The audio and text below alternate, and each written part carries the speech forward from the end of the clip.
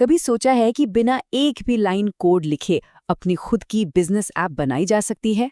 आज हम यही समझने वाले हैं कि गूगल ऐप शीट के साथ ये कैसे मुमकिन है। चलिए इस पूरी प्रोसेस को आसान स्टेप्स में समझते हैं। तो सबसे पहले ये ऐप शीट है क्या? देखिए, ये एक AI powered no code business app development tool है। आसान भाषा में कहें तो एक ऐसा टूल जो आर्टिफिशियल इंटेलिजेंस की मदद से ऐप्स बनाता है और इसके लिए कोडिंग की बिल्कुल जरूरत नहीं होती। इसका मकसद एक ही है, रोजमर्रा के कामों को आसान बनाना और टीम के बीच कम्युनिकेशन को बेहतर करना। और सबसे अच्छी बात पता है क्या है? ऐप शीट के साथ ऐप बनाना सच में 1, 2, 3 गिनने जितना ही आसान है। आज हम इसी 3 स्टेप की प्रोसेस को अच्छे से जानेंगे, जिससे कोई भी एक ऐप क्रिएटर बन सकता है।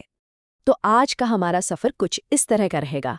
हम पहले ऐप शीट को समझेंगे, फिर ऐप बनाने का पहला स्टेप देखेंगे, उसके बाद उसे अपनी ज़रूरत के हिसाब से बदलने का दूसरा स्टेप, और आखिर में उसे शेयर और मैनेज करने का तीसरा स्टेप।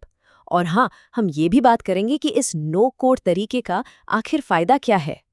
तो चलिए पहले सेक्शन से ही शुरू करते हैं।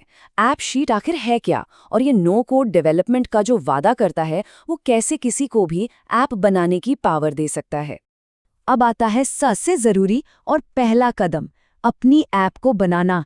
यहीं से आइडियाज़ को असल शक्ल मिलना शुरू होती है। और मज़े की बात यह है कि ऐप्स शीट पर ऐप बनाने की शुरुआत करने का सिर्फ एक नहीं, बल्कि 4 अलग-अलग तरीके हैं। हर तरीका अलग-अलग ज़रूरत के हिसाब से बनाया गया है। तो ये 4 तरीके कौन से हैं? चलिए देखते हैं। पहला है जेमिनाई के साथ शुरू करना। जेमिनाई गूगल का AI है।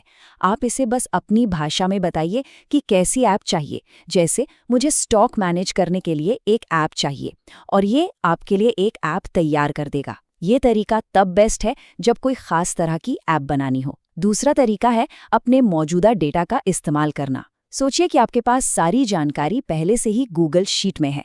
आप बस उस शीट को ऐप शीट से जोड़ दीजिए और वो उसे अपने आप एक ऐप में बदल देगा। तीसरा ऑप्शन है एक टेम्पलेट को कॉपी करना। ऐप शीट में 60 से ज़्यादा बने बनाए ऐप्स हैं। ये सीखने के लिए या अगर कोई कॉमन काम के लिए ऐप चाहिए तो बहुत अच्छा है। और चौथा और आखिरी तरीका है एक खाली ऐप से शुरू करना। इसमें आपको एक बेसिक ढांचा मिल जाता है जिसे आप शुरू से अपनी मर्जी के मुताबिक बना सकते हैं। चलिए अब दूसरे स्टेप की तरफ बढ़ते हैं, कस्टमाइज और रिफाइन। ऐप का ढांचा तो बन गया, पर अब उसे अपनी पहचान देने का टाइम है। यहाँ पर आप ऐप को अपनी ज़रूरतों के हिसाब से ढालते हैं। कस्टमाइजेशन के 3 मेन हिस्से हैं। पहला, डेटा, मतलब आप ये तय करते हैं कि ऐप कौन सी जानकारी रखेगी, जैसे कस्टमर का नाम, फ़ोन नंबर, एड्रेस। दूसरा है UI, यानी यूज़र इंटरफेस। इससे आप ऐप का लुक एंड फील बदल सकते हैं, उसका रंग, लेआउट, बटन, यहाँ तक कि अपनी कंपनी का लोगो भी लगा सकते हैं। और तीसरा, जो कि सबसे पावरफुल है, वो है वर्कफ्लो। इसमें आप ऑटोमेटिक बॉट बना सकते हैं। जैसे एक ऐसा बॉट बना दिया जो जब भी कोई नया ऑर्डर आए तो सेल्स टीम को अपने आप एक ईमेल भेज दे। सोचिए कितना टाइम बचेगा। और अब हम आ गए हैं आखिरी यानी तीसरे स्टेप पर, अपनी ऐप को शेयर और मैनेज करना। ये वो स्टेज है जहां आपका प्रोजेक्ट एक असली प्रोडक्ट बनकर लोगों तक पहुंचता है। देखिए, ऐप बनाने के बाद उसे संभालना भी उतना ही जरूरी है। आप दूसरे लोगों के साथ मिलकर इस पर काम कर सकते हैं और फिर अपनी टीम के साथ शेयर कर सकते हैं। आप ऐप को ऑफिशियली लॉन्च कर सकते हैं।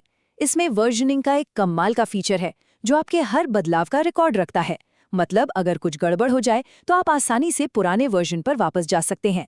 और आखिर में मॉनिटरिंग टूल से आप ये भी देख सकते हैं कि ऐप ठीक से काम कर रही है या नहीं, ताकि कोई भी दिक्कत आने पर उसे तुरंत ठीक किया जा सके। तो अब इन सभी स्टेप्स को जोड़कर देखें तो सवाल उठता है कि इस नो कोड तरीके का असली फायदा क्या है? ये क्यों इतना जरूरी है? ये सिर्फ ऐप बनाने से कहीं बढ़कर है। तो बात वहीं आकर खत्म होती है जहां से शुरू हुई थी। एक पावरफुल बिजनेस ऐप बनाना अब बस एक 2-3 का खेल है। ये टेक्नोलॉजी को हर किसी की पहुंच में ले आता है, चाहे उन्हें टेक्निकल नॉलेज हो या न हो। इससे एक ऐसा कल्चर बनता है जहां टीम के लोग अपनी समस्याओं का हल खुद निकाल सकते हैं, ऐप बनाकर, बिना किसी डेवलपर का इंतजार किए। तो आप जाते जाते एक सवाल दिमाग में आता है, ऐसा कौन सा रोजमर्रा का काम है जिसे एक ऐप में बदला जा सकता है? जरा सोचिए, क्योंकि अब ऐसा करने का एक तरीका मौजूद है।